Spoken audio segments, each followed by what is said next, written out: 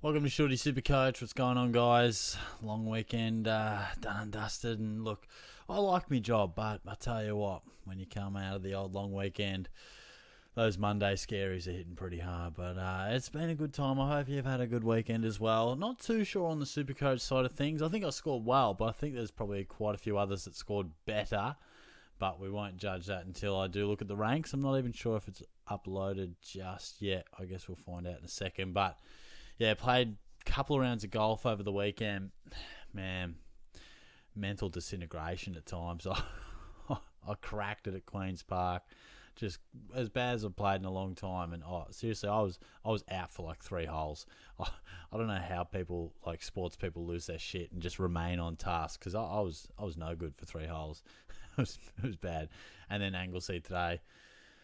Look, slightly better, but that's just a tough course. And I'm not ready for that sort of a course. I think I know my level and can play pretty well on your basic courses, minimal bunkers, not too much to think about. But I'll tell you what, when there's hills and dog legs and bunkers surrounding the green, I was out of my depth, mate. But funny little prank on the weekend too, right? Me and Jonah were having just a couple of quiet drinks at a friend's place on Saturday night.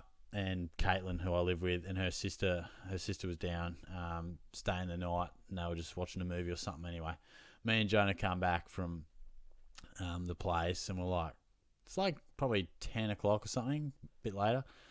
Like, let's prank them. We could see the light on in Caitlin's bedroom. Bang, turn the power off. Scary stuff when the power gets switched off. We're like, oh, shit, what's going on? Then about after 20, 30 seconds, there was minimal movement. So like, I'll just flick the power back on. Went down the side of the house because we live on like a corner. So I was like throwing a few little rocks at the windows. Just a bit of a prank war going on here. Let that one sit for a little bit. They turned the front light on. Nothing too much. We were trying to draw them out, like scare them. Didn't quite happen. But then went up to the window, just bang, bang, bang. Like just ran my fingers down the window. Apparently it scared the shit out of him. It was great little prank. I mean, I'm not fully endorsing just absolute psychotic behaviour of turning your friend's house's power off and banging on windows, but man, it's scary stuff. And then we did like a couple of blocks, came back, just pretended like we'd just gone out, just got back sort of thing. And Caitlin was like, "You fucking psychos, you scared the shit out of me. We just watched a scary movie," and just watched some scary movie, so it was perfect timing. But yeah, legit, for a split second, they didn't think it was us. At first, they thought it was, but then because, there wasn't too much interaction on the socials and that type of thing, good prank. Prank done well. But let's have a look. I swear I'm a fairly normal guy. Okay, it is uploaded. All right, done deal. Moving up in the ranks. That's all right. 2153.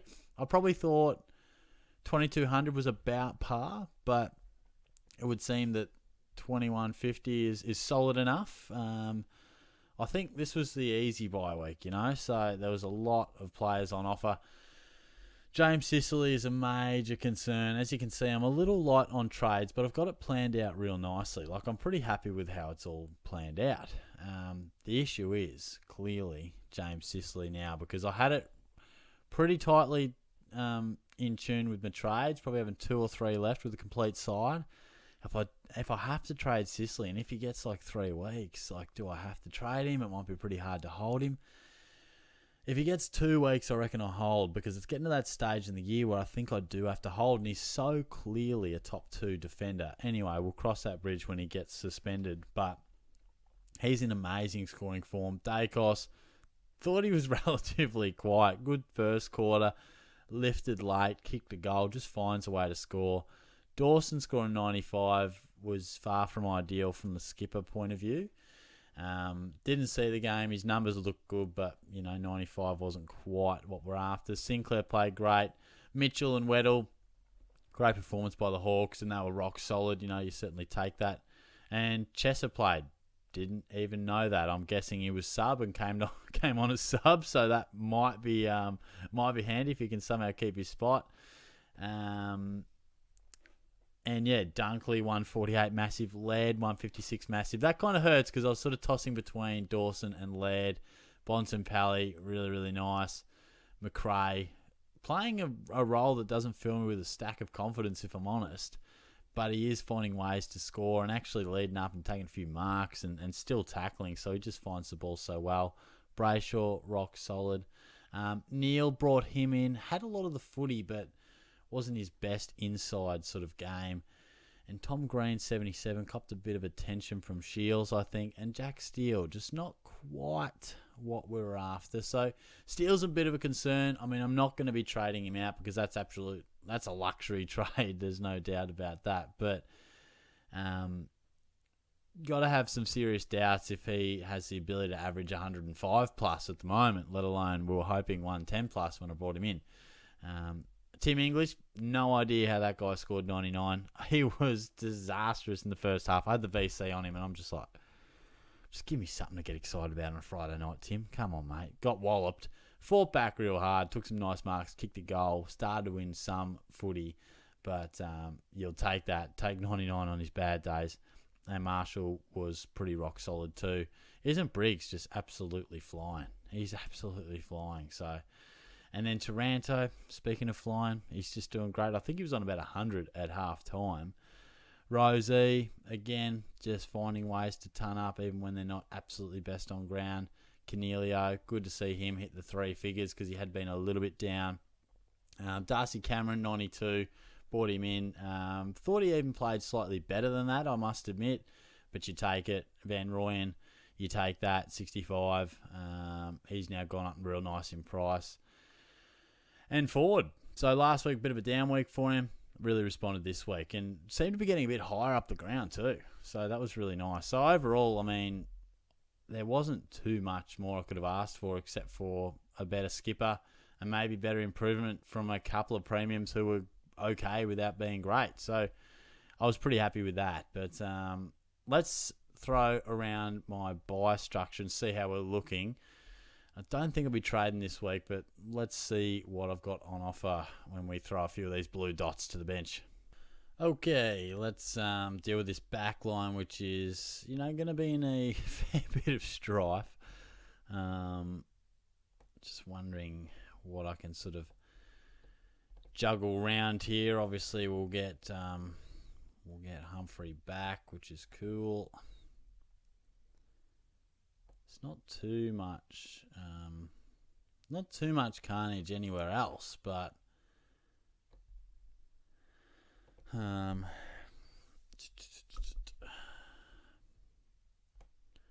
it's really that back line, isn't it? So you got 4 out there,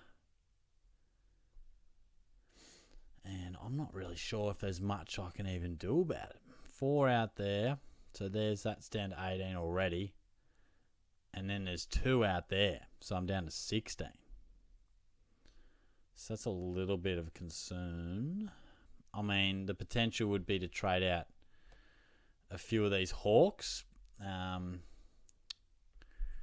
because obviously I feel like they've done well. They've made their money. Some of them may still have some cash to make, but that's probably the obvious call. Like Weddle's got a little bit of meat on the bone. But if it's the difference between, having a 0 or not, I think I'll forego that 10 to 20K. And I think Mitchell will probably be around 40 or 50. 24. All right, even better. Don't think that's adjusted, actually. I don't think that's adjusted. Yeah, rightio. So this will probably tell us here anyway. I don't know. People always point this out to me. Shorty, why do you go to Footy Wire? You've got it right there. That's a fair call, mate. So 44 and 39. So yeah, they have made plenty of cash. Makes sense. So the issue is definitely going to be, down back. And I think I will just do 2 trades. But which way I go, I've really got absolutely no idea. Happy to have some ideas. I haven't looked too quickly into it. That'll unravel itself throughout the week. Guys like Fife and Keys, I don't know how Yo went. I think he got a bit of the footy, and Himmelberg looked like he was solid. So a lot of those mid-price guys were actually okay. Look, I'm happy to have skipped on them because I'm relatively happy with where my side is at. But yeah, I think that'll be the play. So if I trade those 2 out, again, not really sure. I will need a premium down back.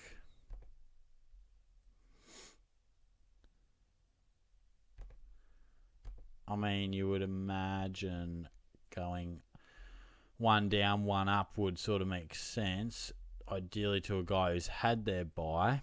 So I'm going to have to do a little bit of research on that. I mean, Ryan's just not quite the guy. He's not quite the guy he was. So it's tricky. I could also do a bit of loophole action and potentially bring a midfielder in. So I'm not really sure what to do. I don't even reckon there's too many in terms of downgrade option. Not really sure. Got a little bit of cash in the bank, which is handy. Yeah, it doesn't seem to be too many numbers coming up. Obviously Harvey Harrison, but he's going to be missing with the bye. So, yes, we may just have to let this one unfold. There's Josh Sin, only scoring the 21, but we know the kid's got a lot of talent. Josh Fahey, he could be an option actually, because I know he only scored 54, but he really looked the part, like particularly early. Beautiful left foot. Langers was onto him nice and early, so he could be the downgrade. Then I could just potentially shake some things up with a premium. So that's about where I'm looking at now. Gets tough through these bye rounds, and we've got an even tougher one next. So I think sometimes all you can do is land 18 and just hope for the best.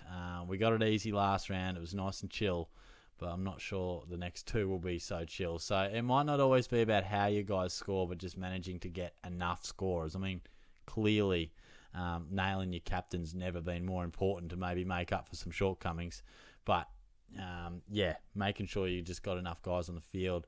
And these next 2 weeks, if you've got 19 or a 20th, that could be an enormous advantage because, as we know, it's the top 18 scorers. So if you've got extras, cancel out those bottom two, mate. They won't even go to your overall score. So I'm going to wrap that up. But, pretty chill one. I hope you guys had a good long weekend. I'm going to be going live on Wednesday night, as always, from 7 o'clock on TikTok and 7:30-ish on YouTube. So I'll talk to you guys then. Have a good one. Cheers.